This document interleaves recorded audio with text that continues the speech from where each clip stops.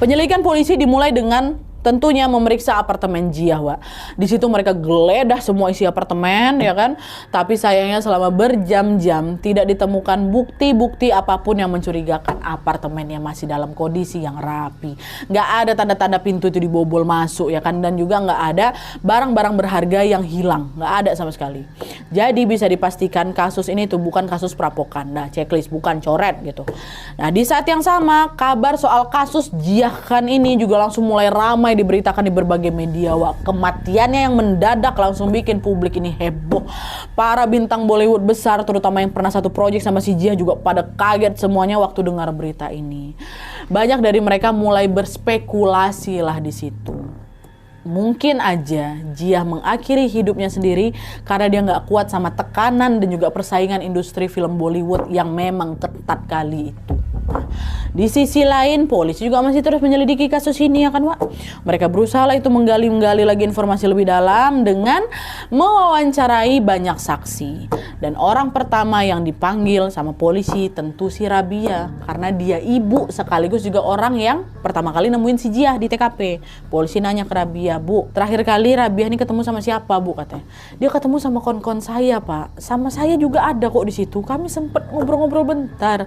Terus dia pulang duluan. Itu yang saya tahu. Habis itu dia kemana lagi, Bu?" katanya. "Setahu saya dia langsung pulang, Pak. Dia bilang kok aku balik duluan ya, Mak, ya, balik ke apartemen."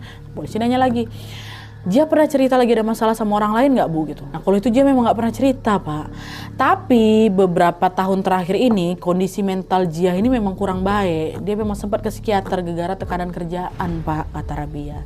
Dan kesaksian Rabia ini, Wak, juga bisa dibuktikan. Nah, itu dari catatan riwayat medisnya si Jiah. Ada ketulis memang Jiah ini sempat mengidap depresi dan anxiety itu. Dan dari bukti itu ditambah lagi waktu ditemuin si Jiah ini dalam kondisi menggantung, ya kan, gantung diri. Polisi pun awalnya menduga mungkin aja Jiah ini udah mengakhiri hidupnya akibat tekanan mental karena dia depresi, ya kan.